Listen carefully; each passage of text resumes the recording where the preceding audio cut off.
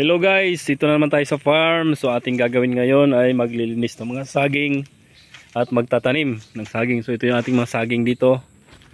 Meron na tayong itatanim na 3 lakatan. So ito ay sabato. Sabayan yung ginagawang turon. So ito yung ating tatanim ngayon. Yan, may binhi ako. Yan, nilatag ko na. Yan. Tatanim natin to. Yan. Tapos doon sa kabila itatanim natin. So ito na guys, naitanim ko na yung 3. Ayan sila. Tapos yung saging natin dito ay marami-rami na rin, oh. So iba-ibang klase itong tinatanim ko dito.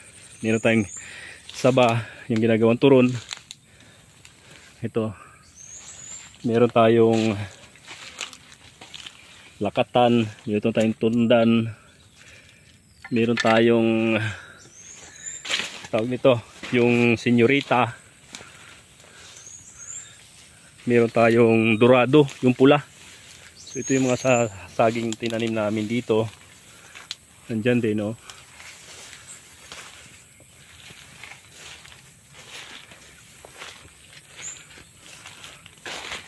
Ang mga saging na tinanim natin, marami-rami na rin talaga silang saging dito.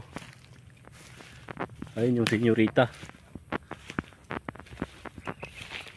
So ito naman guys, senyorita to guys. Ayan. Ito naman guys yung dorado, yung pula. Ayan.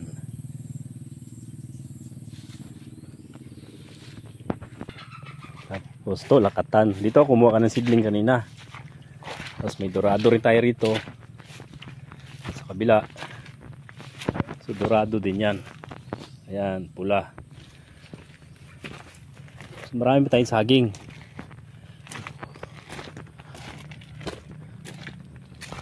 Dito, yan, may mga bunga na. Ayan guys.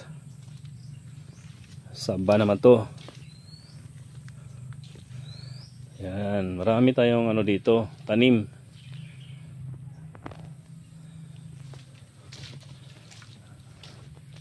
So, makikita nyo yung mga tanim kong saging guys, no? Ang dami, no?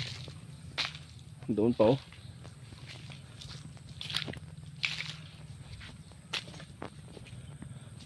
Yun, oh.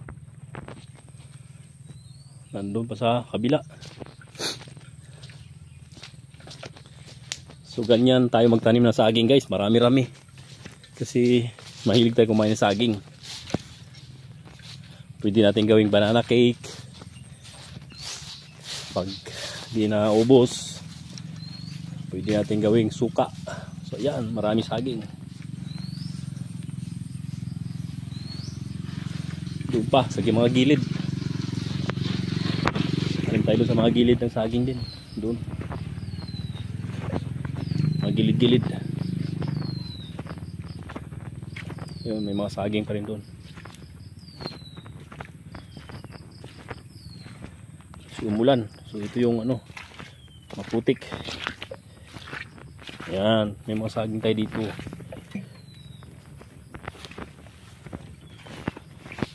Yan. Tadtad ng saging guys. Diba ang dami guys, oh. Sarap magtanim.